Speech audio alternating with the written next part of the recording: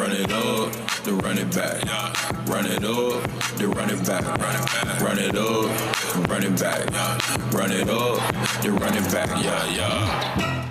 Oh, hello. Happy Monday morning. Welcome to Run It Back. Look at us. Just three beautiful smiling faces. Hello, America. Boogie, Lou, Will. Guys, let's start with the obvious thing. Super Bowl. Lou, what'd you think? How was the party? Halftime, I was entertained. My kids had a good time. The music was fun. The setup was fun. The game was a grind. It was two defensive teams going head to head, and Seattle took advantage of every opportunity they had to just put points on the board, and it went their way last night. So I was entertained. I had a good night. Boogie, what happened to your guy Drake May? I don't know, man. Like Lou said, it was a really, really good defensive effort from both teams. Not much offense, but towards the end, it kind of got a little more exciting. But, the game was pretty much out of reach at that point. But I'm a Raiders fan. Let's not get it twisted. So we weren't even a part of this equation. So you ain't tripping either way it go. Yeah, hey, I'm good. Like, what's it look like? Yeah, but he just looked young to me, man. So shout out to Drake May. He looked young out there, but have an opportunity to go so early in his career. Absolutely. He'll learn from his mistakes and he'll be back for sure. And he'll be back for sure. But yeah, as far as the halftime performance, I was entertained as well. I spent time on the Puerto Rican island, so I know how they rock out there. So I'm sure they enjoyed that show. Yeah, Luke. Plenty of energy in the building, so I wasn't mad at it. It was good. It tested my rhythm. So I really worked on that last night, and I feel good about that. I was like, let's loosen up, Beats. Let's just loosen up. It was an actual vibe and a real party. I loved it. Bad Bunny, man, you crushed that. So somewhere in all of this weekend, because there's a lot going on, there's some basketball that was played, and we will get to that right now because James Harden made a big old debut, brand new uniform, 23 points, 15 in the fourth, 8 assists, and they beat the Kings. 7 of 13 from the field, 5 of 8 from 3. The playmaking beneficiary of all this, Jared Allen, who had 29 on 10 of 11. It was a 132-126 victory. Let's go ahead, Boogie. I think this is a great time for us to overreact. Now that we officially have one game with James Harden in a Cavs uniform, ceiling-wise, and by the way, we would not be the only ones who overreacted. We talked about how the odds jumped up the minute the trade even happened. Now that we've actually seen it, are we looking at a contending team out there in the East? I'm not sure yet. I can't jump the gun quite yet. I did like what I saw. I do like the additions. The more and more I looked at this trade, obviously the headline of the trade is James, and deservingly so. But they actually added some very, very quality pieces in Keon Ellis and Dennis Schroeder. So they kind of met a lot of needs with this team for this season. But, it's been one game. They played the Kings, who aren't having the greatest season and aren't necessarily trying to win this season. So to base it off of one game and the opponent, I'm not sure yet. I do think they got better. I think they're in a better situation than they were with Darius Garland. But as far as, what their ceiling is now, I'm not quite sure yet. I think the East got better with this deadline. So, TBD at this point for me. Yep, that's fair. Yep, I'm with Boogie 1,000%. We got to see more. We got to see more. We got to see more games, and we got to see them against better competition, against better teams. The Kings have had their fair share of struggles and issues this year. So for Cleveland to have a big second half to create some separation against them, we still got some questions out. Cleveland was a team that had 30 assists on a night. 15 of those came from the bench. Another 8 came from James Harden, and so I want to see if the bench is going to be able to give you 15 to 16 assisted plays every single night. Or was this just a great night that Schroeder wanted to prove something to his old team? If Keon Ellis wanted to prove something to his old team, it's a lot of different storylines there. So I want to see them against more Eastern Conference teams, especially with the week that we've had with the Knicks, Celtics, and in Detroit, all rotating and beating up on each other. I want to see Cleveland get in that conversation before I put any type of tags or expectations on them. But I like what I saw. I like the start. James Harden looked he looked happy.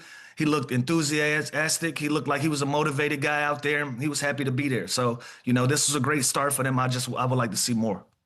I feel like that could be a good word, the ass, like your first time and you're like excited about something. Like, Yeah, I you know almost what, Lou? fumbled it. I'm using that today. No, actually, I disagree. I think you just stumbled into a perfectly great word. Did we make By the way, I some? can't Did we give create you. some? We That's our did create second something. word. We had careering and enthusiasm. This is how language evolves, people. This is how we get here. I can't give you a good Eastern team they're playing very soon, but I can tell you they're playing the Nuggets later today. So there you go. That's a fun turnaround. I'll be Quick tuned in. turnaround. That's a good test That's a for good them. And yeah, we're gonna see what they made of.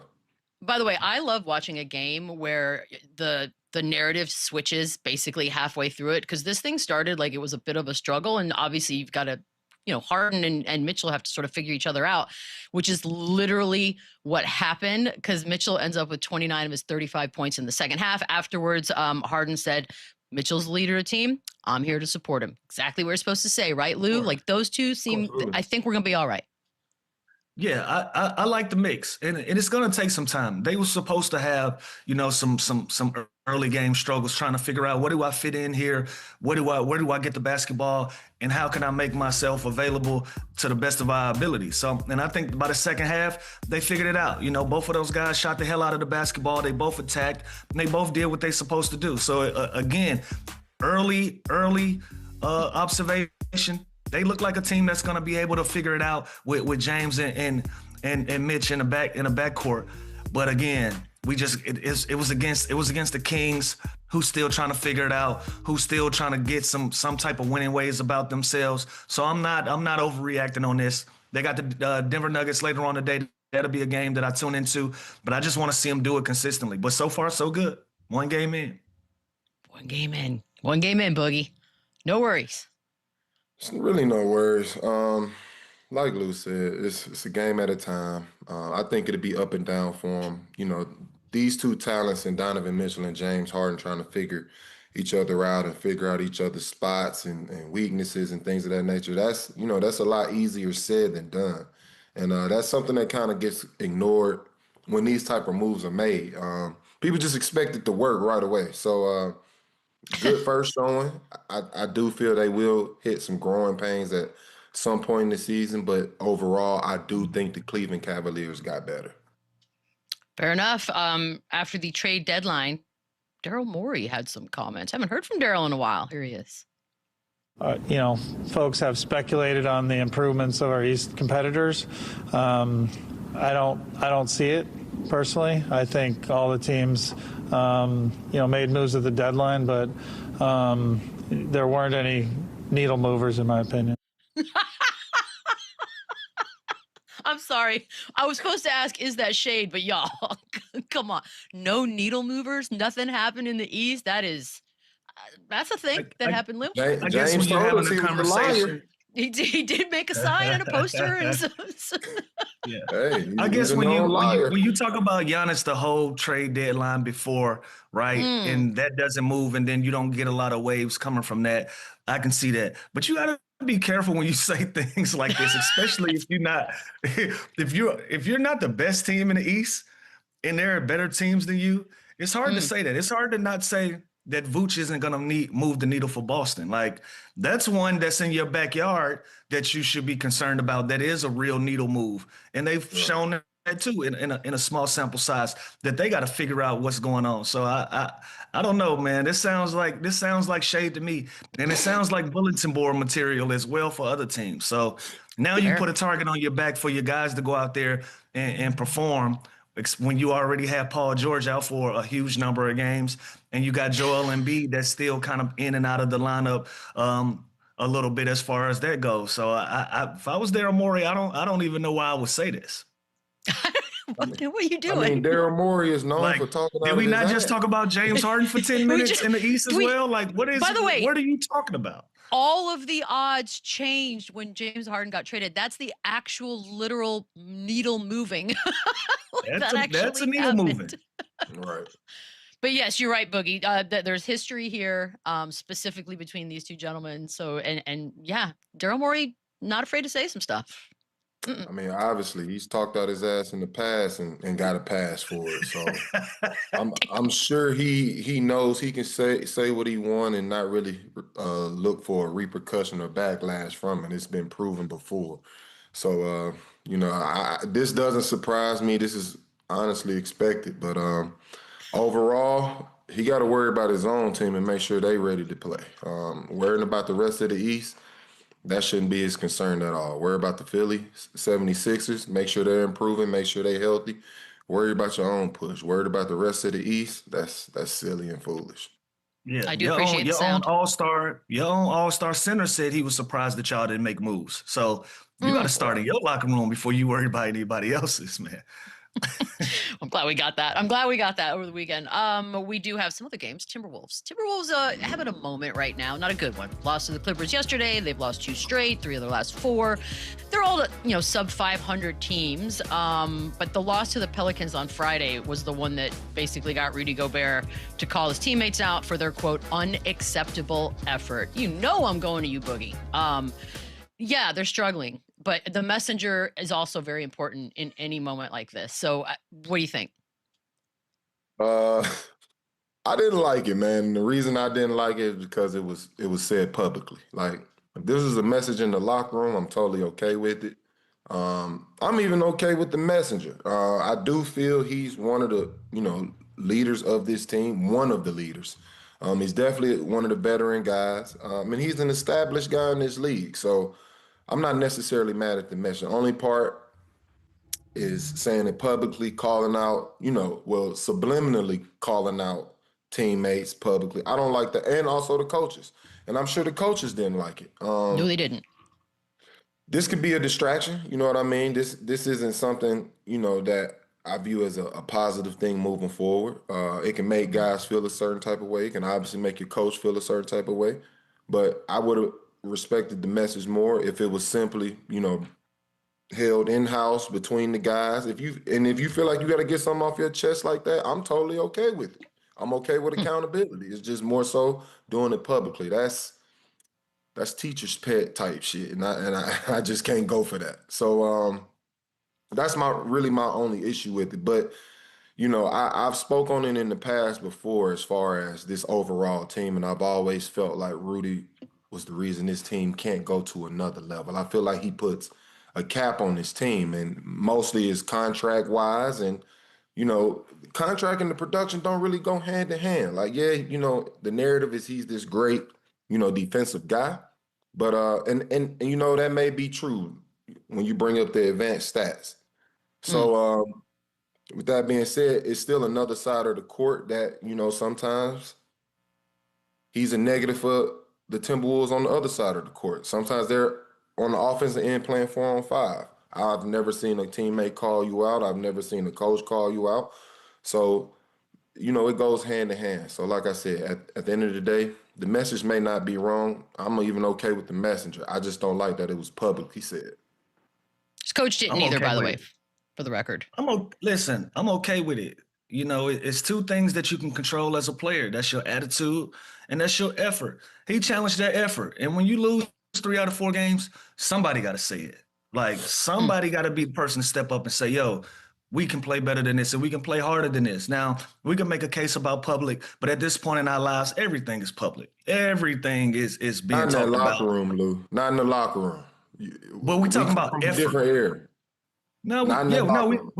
We from a different era. But how it works right now, we got detailed player-only meetings. We got details of player-only meetings. That's the world that we living in. We are from a different era. You got to weed out the teacher's pets. That's why I said what I said. See, I ain't gonna get on that. I ain't gonna get on that boat with you. But what I'm gonna say is, if we're having an effort conversation, if we're just having an effort conversation, I should be able to say that. With what I've done for this team and what I've done in my career, I should be able to say our effort can be better if I'm Rudy Gobert. He didn't trash anybody. He didn't use any explicit language or whatever. So if I can't go out and say, like, if Ant Edwards came out and said our effort has to be better, this is a non-issue. We're not even having this conversation.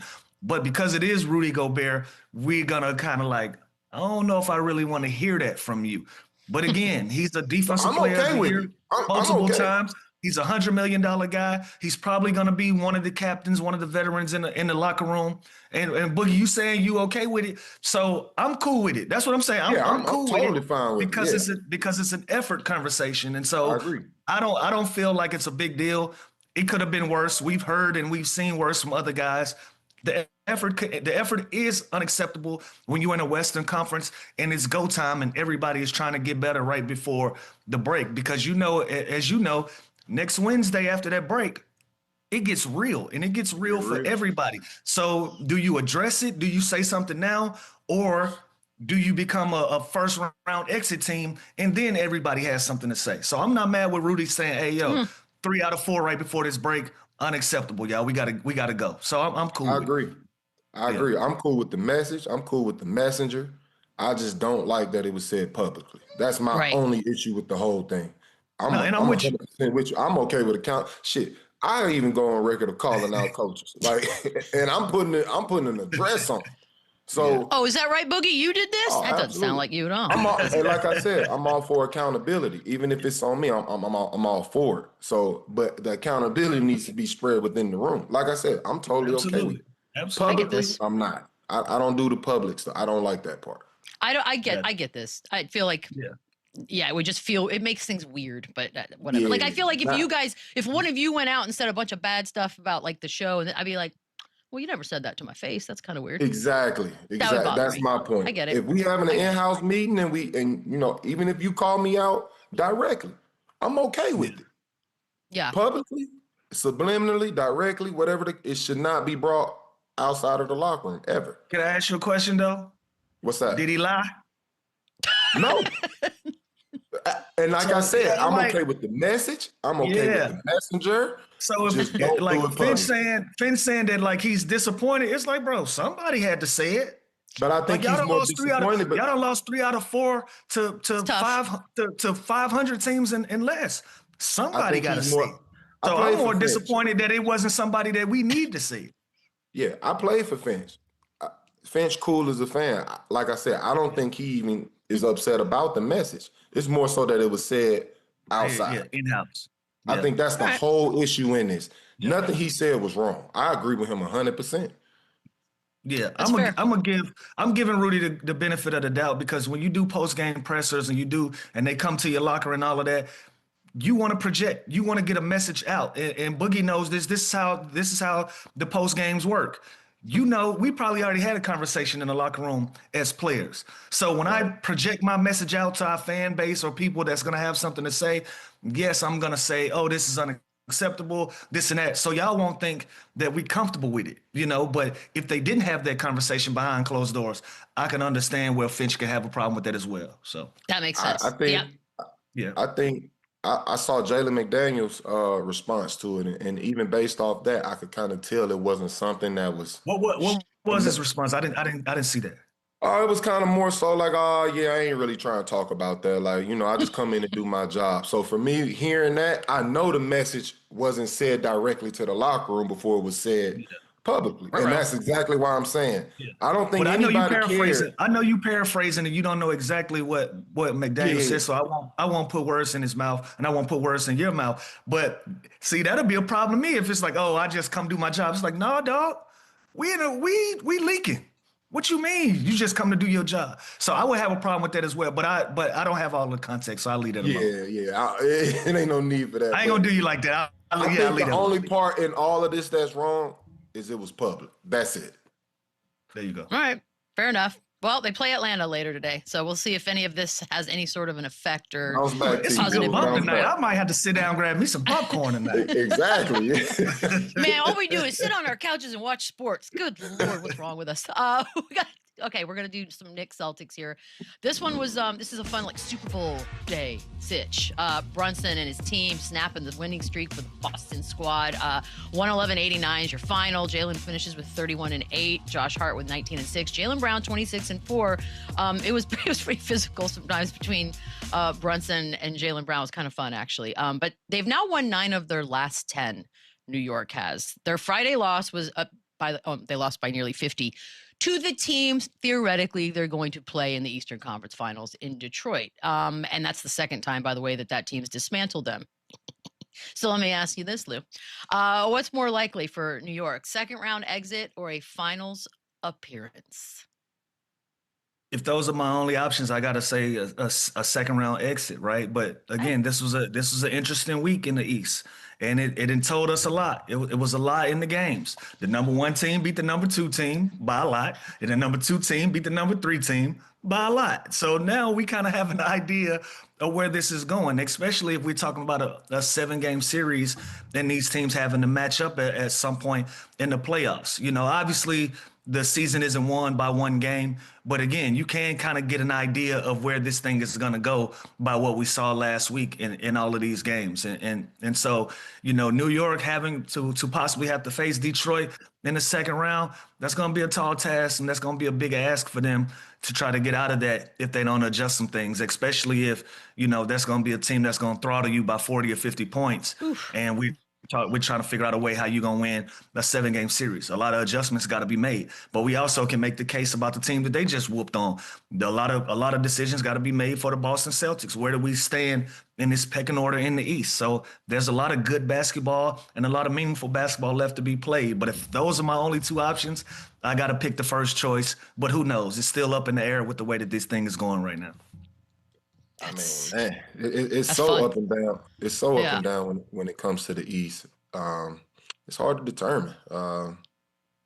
You know, it could be a situation where health is involved to where they could, you know, consistently win out and become, you know, a team that reaches the finals. And I can also see them being a second round exit. So everybody in the East has gotten better, and I'm not mad at it. I think this would probably be the most competitive Eastern Conference playoffs run we've seen in a while. You know, I'm so-called the known Nick hater, but I could see them being a second round exit. Okay. If everything Plays out the way it's supposed to, second round Then exit. yeah.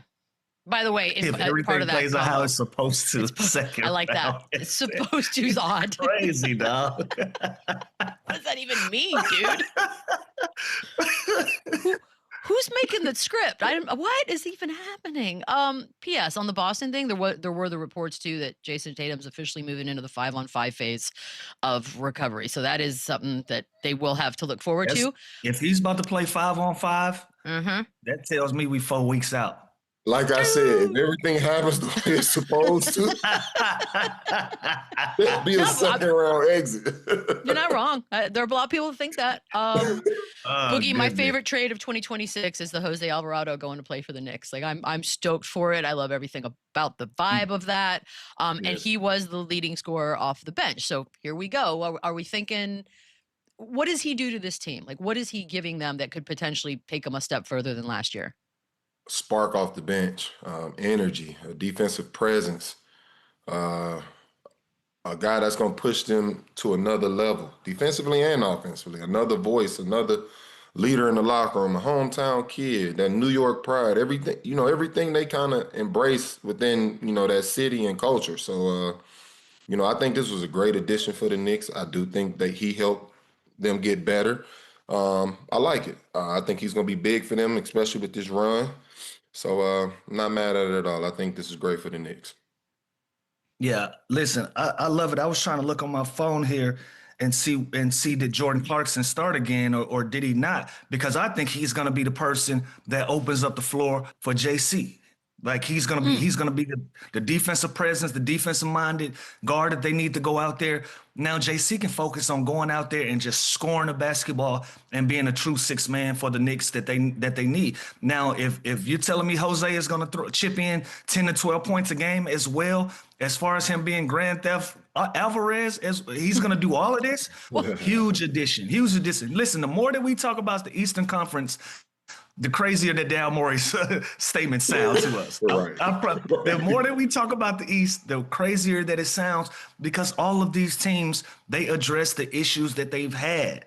And they went out and they got guys that fit the description, that fit what they need to do to be successful. And I think this is a great pickup for the New York Knicks when you talk about energy and effort and somebody that fits that mold of that New York grit and grind and want to be a tough-minded basketball team. He fits the mold. I love this addition for them. My favorite is my favorite trade. It's not even close. A little battle out here in the West. Warriors playing the Lakers. Third straight win for the Lakers, by the way. And reminder, no Luka. 105-99. LeBron finished with 27, 10 assists, 7 turnovers. Austin Reeves had 16. Moses Moody had 25. It's the third time that the Lakers have actually held an opponent to under 100. And yes, asterisk, no Steph. There he is in street clothes. That being said, 3 straight games have been won since the return of Austin Reeves, Lou. I don't know what else there's to say. I mean, I think most of us went from who's Austin Reeves to legit believers, but how much does that ceiling raise when he's back? A lot. He's one of their best players. He's one of their top 3 best players on any given night.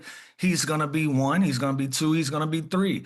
And that's going to be a consistent. That's something that you can hang your hats on when it comes to Austin Reeves, and he makes them a better basketball team. You know, we're critical of the Los Angeles Lakers a lot because we know what standard that they go by. This is a team that raises banners. They don't go for second round exits. They don't go for Western Conference Finals. They compete for championships. And when you have a standard like that, we always judge them and criticize them based on where they are. But this is a quality basketball team. If you throw the Los Angeles Lakers in the Eastern Conference, we're having a completely different conversation about who's what in the East. But because they're in a tough West, you know, they're sitting at 5th place with a guy like Austin Reeves being the amazing player that he is and what he brings to the table for them. But he definitely raises the ceiling anytime that he's in uniform. They become a better team on the offensive end. They score easier than when he's off the floor. They play faster. They become a 3-point deep threat basketball team when he's out there. All the way across the board, they become a better basketball team when Austin Reeves is available. So I love it. Now, where can they get some improvement in the standings and where they are? I don't think they move very much because a lot of teams have pretty much positioned themselves. But if they go for a crazy run, I can see them cracking the top 4, getting out of that 5th and being a home court team. That's a tough gauntlet right there in the middle, Boogie. It's going to be a hell of a run after All-Star. I agree. I mean, I think Austin Reeves has pretty much established himself as far as what he can do on a nightly basis. We know he's a great offensive threat in this league. And obviously he lifts his team when he is available. But I feel like it's been kind of a pattern for this Lakers team throughout the year. It's always 2 out of the 3, you know what I mean? So we always getting these waves of, you know, 2 out of the 3 superstars playing together, and they eventually always go on these runs. So I'm more so forward to looking at them as a whole, seeing them play consistently in a stretch, and I think we get a better view of what this actual Lakers team is. Like I said, it's been real choppy throughout the year as far as having all 3 guys on the floor together. And I think that's more so of how we can determine this Lakers team, you know, moving forward and how good or bad they really are. But obviously, with the talent that Austin Reeves is, he elevates his team. And, you know, the other 2 superstars are established and well spoken for as far as what they've brought to the game. So, you know, we'll see what happens. I want to do a little film sesh, if you guys don't mind here. Draymond Green specific. Take me through these plays. There were a couple of them. That's the Vanderbilt moment. You also had an Austin Reeves moment coming up here in a second. Look, there's 2. I don't know. Should they have been flagrants? 1, you tell me. What am I looking at, Boogie? Okay, you said it's basketball. Yeah, it's basketball, man. Man, Lou, you know when you was growing up and you know, it'll be that one football player that plays basketball and he ain't supposed to be out there. He don't understand the body. He don't understand the science of it. So he just running into people out there. And you know how this is Draymond Green. And you know how you would quickly label him a dirty player when actually he's just a rough ass player. Like I think we got to get to the point to where we just realize Draymond is just a gotten rough so player. Soft and we so used to the finesse. This of is a rough. that when somebody gets hit, all of a sudden it's a dirty play. This is basketball. This is a regular Monday to me from my first 10 years in the league. This was nothing. Yeah, I can't believe y'all are pretending Draymond's new, like he doesn't know his own strength. No, we're not saying, it's more so that we're new. We're just saying that how we talk about these things. It's like this is basketball to us. Just means I think they made the right calls. I think they called it, you know, if it was a foul, it was a foul. But to try to make it anything more, come on, man. I've seen dirty players. You know, the only reason that you know why these things stand out? because back in the old days, back in our day, usually a foul like that was followed up by somebody else fouling him like that or fouling their best player like that. Right. Nobody's retaliating, and so he just out there looking like a crazy man by himself. But this is but this is nothing. Like Literally years nothing. and years, we've talked about Draymond Green being Steph Curry's security, being his muscle, being the guy that's going to protect him and make sure he's okay. Some other teams need to get like them. That's all. Just y'all need to get like them and get somebody with this identity. So no, these, you say it's a dirty play or a flagrant, whatever it is. This is who he is. We got to get over that. Somebody else just got to match his energy. I wish somebody would. I'd pray for that. I really would. I wish somebody would. Got to live by the wish creed. Come on. We got to take a quick break. When we come back, well, look who's back. Clippers are finally doing some things, so Paul Scheer joins Paul, us. welcome back, brother. Yeah, what's up? We'll have him next. Run it back, run it up, run it back, run it up, run it back. Oh, welcome back, Super Clippers fan, and also obviously host of How Did This Get Made? Paul Scheer's back. First of all, what's up, buddy? What? Are you muted? Wait, am I muted? I don't think I am. Back. You're back. All right, great. How you doing? Look, I'm just recovering from the most boring Super Bowl of all time. I'm getting ready. I want to enjoy a game. I told everybody, no one believed me. 2025 is a kicker year, and we saw it last night. It was basically all just kicks. It was like that was good God all night. By the way, how do the Hollywood elite watch the Super Bowl? Like, are there parties? I do it at my house. Okay. And it's, and it's which is on a yacht, which is also hovering above LA. I mean, that most of us have that. I mean, Lou knows. I've been to Lou's parties before. I see how it goes. I hope that's what they are. Yeah. A very humble Sunday, I would say. Yeah. Very humble Sunday.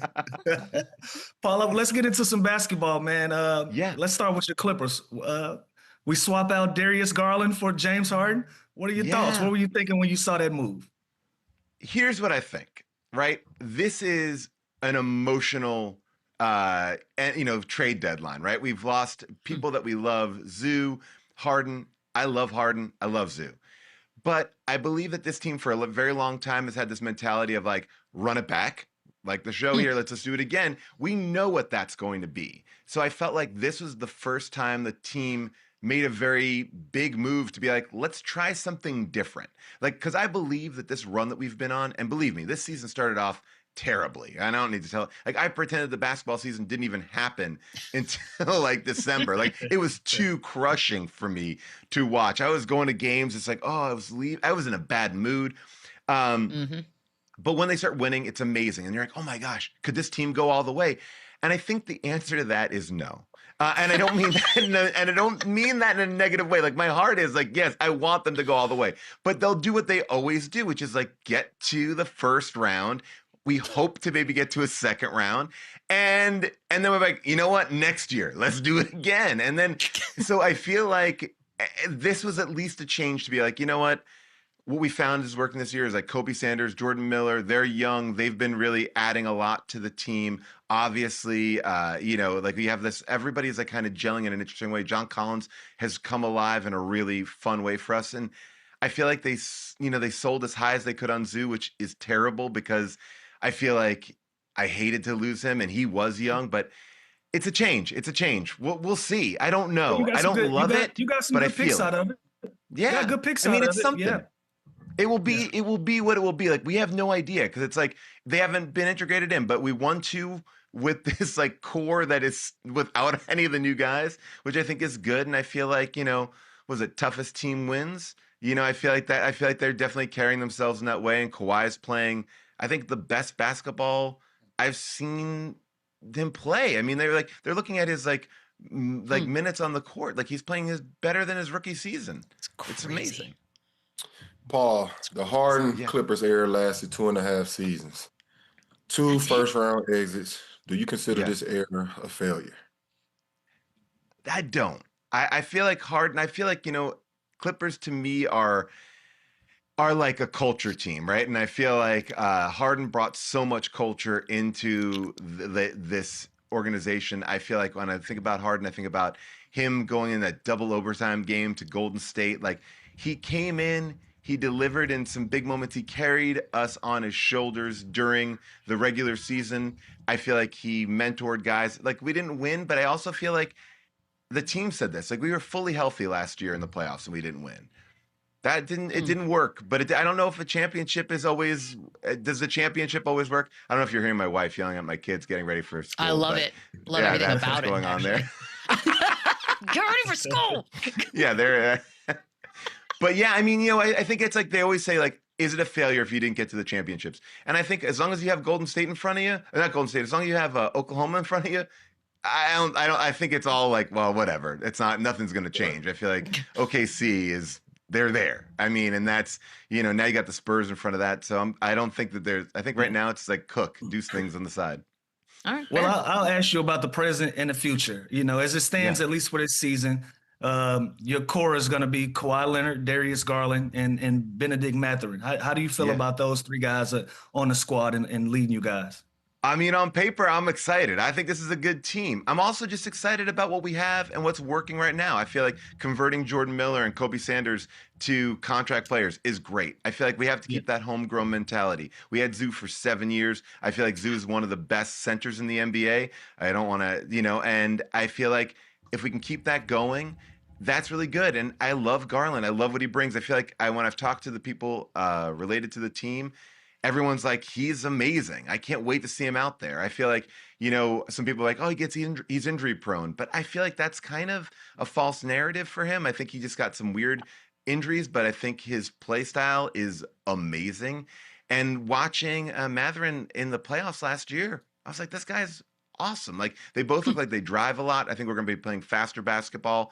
And like I love hearing Kawhi, who's like putting up 41 points yesterday. So like I'm gonna ride these guys' coattails. Like great. Like I think it's just about the vibe though. If the vibe is good, I think the team will be good. Obviously, we saw when the vibe wasn't good this year. One of those people left and the vibe changed. So all we gotta do is keep a good vibe, I think. You got a good track on your team. I like that. Yeah, that's all. I mean, I'm just trying to keep it. I'm trying to keep it positive, and I do believe that, like, I don't know. Look, all I want to do is enjoy the games, and from the beginning of the season to December, it was not fun, and then that win streak has been great, and we're winning games, so let's have fun. Right on. Chris Haynes said that Kawhi and the Clippers will discuss his future with the team this summer. Do you think the Clippers should move on from Kawhi? I watched that interview, and it was a little bit like he was basically like, Kawhi is not worried about the future right now. He'll discuss that in the summer, right? And I think, look, is he playing for a contract extension? I bet. I don't think Kawhi wants to leave. He's playing amazingly well. I think it's all about how does he fit in this core? Because I think what we're building, and you guys tell me because you're smarter than me, is I think we're building something like what the Hawks are doing, which is like a young core with a real great vet at the center of it. Maybe that works. I don't know. Those are, I think everyone's like, get rid of everybody. But who are you going to get? Like, who are you going to get? Like, get him in here, get out of there. It's like, I don't know. I feel like when, Kawhi's healthy, he's amazing. People are like, well, Kawhi, he's injured all the time. It's like, yeah, well, clearly he's rehabbed the right way because I don't think that you get injured as bad as you get and come back this well. And I think that speaks to the sports medicine of it. Like, I think that a lot of the times players are just put back out there because they can go out there, not because they're actually ready to go out there.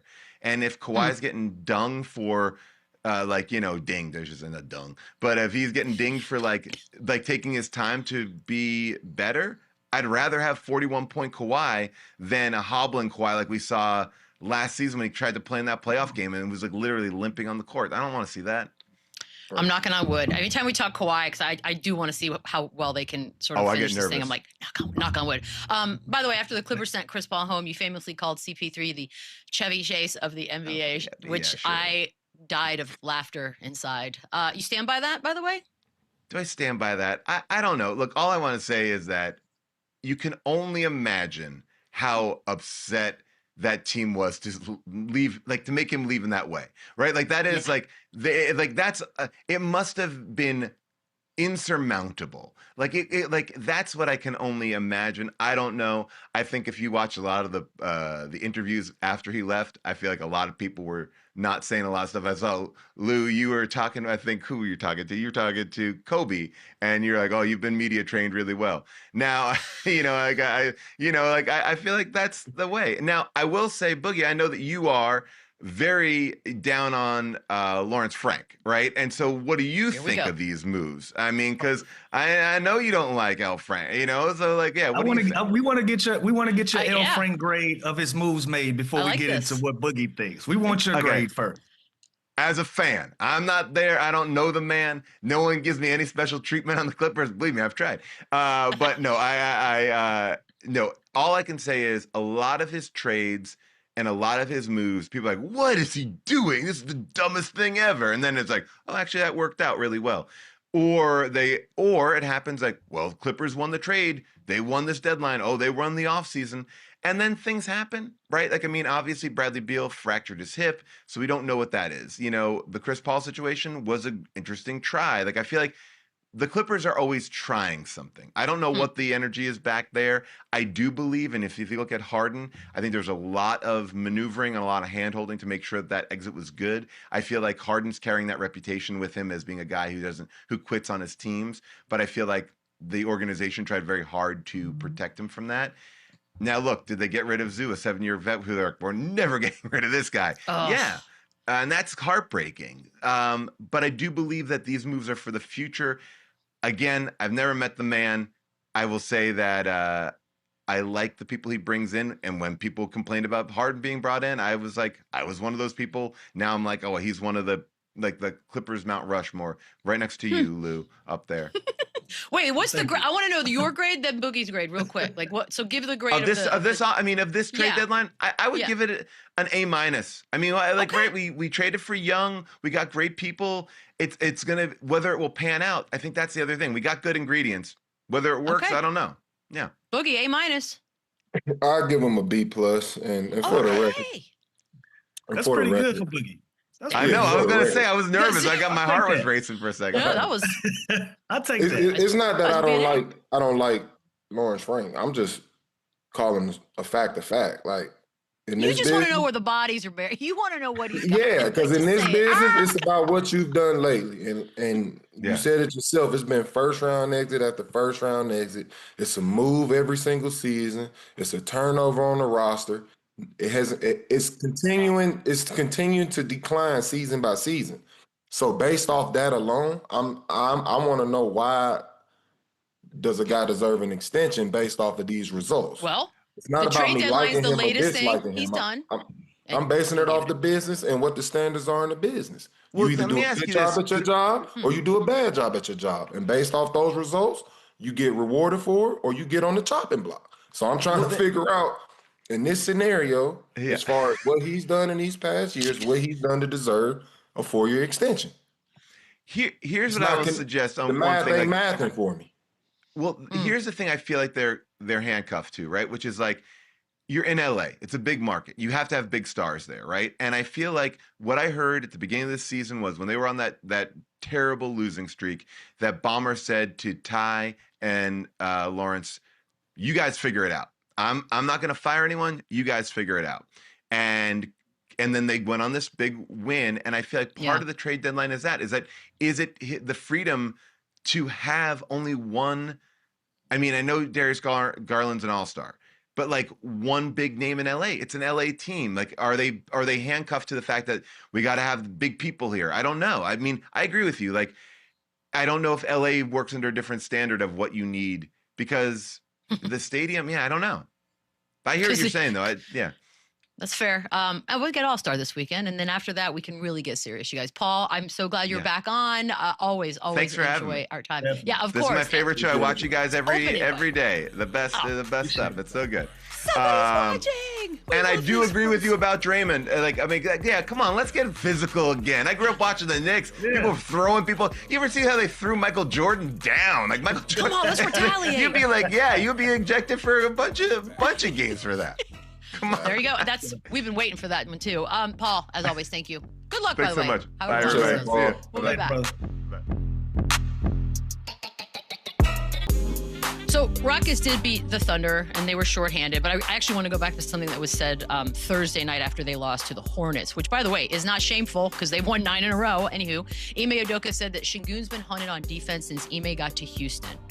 I'd also like to shout out Sengun, the All-Star. Is that as a player? What do you make of that? It's not okay. Okay, here we go. We spoke on it earlier. The same way we were critical about, Rudy Gobert putting this out publicly, it's the same thing applies to coach. Like, I'm okay with the message, especially if it's in the locker room, especially if it's a one-on-one conversation, and especially if it's a direct, message to that person. I'm okay with it. I'm okay with the accountability. It's just the part about it being public. You embarrass him publicly, you could possibly ruin his confidence. You could possibly ruin chemistry, and it's also a distraction. You know what I mean? If that applies for a player, it applies for a coach as well. I have no issue with the message. Just don't do it publicly. Can I ask you this, Lou? Are some as a coach, you have to know your personnel. Are some players actually motivated by, like, you have to know, maybe Sengun actually gets motivated by this being public? I don't know. I'm genuinely asking. You have to know the pulse of your locker room, and when you're coaching, you gotta coach everybody individually how they will respond to these type of things. Now, I will say, as a former player, I would have hated if my coach said this about me. Okay. And make no mistake about it. In my career, I was a scorer. I was a guy that was going to go out there and be an assassin, and I was going to put numbers on the board. I wasn't necessarily the best defensive player in the world, but I tried, and I had my energy and my effort that it was there. But if my coach would have said this, like, "Oh, I'm used to this being the profile for Lou," I would have hated that being his response, because half of the job is to put me in positions to be successful. If they are going to hunt me, put me in a position where you can hide me somewhere, or whether I can be an addition to the defense opposed to being someone that is hunted. So I hated that. And so again, when we start talking from team to team, messaging is different, and how you take messaging is a lot different. Like Rudy's case was, he said their effort wasn't good. This is a coach saying my best player is getting hunted on defense, and it's been like that since I've been the coach, and didn't give us any solutions behind that, just left it there. Like, give me a solution to how we can fix this, because that's your job. Your job is to find strengths in my weaknesses. If that's going to be a weakness of mine, find somewhere where you can put me in, where I can be successful for this team to move forward. So didn't love it, but okay. I don't know what their dynamic is from player to coach, but I didn't love it on the outside looking in. All right, that's fair enough. We got to take a quick break. We'll wrap things up on the other side. Run it back, run it up, then run it back, run it back. Like 15 seconds, Lou. I want to shout out your brother, who immediately moved the rugs from the background last week. I think your brother rules. Perfection. I'll have a show tomorrow as well. I hate you.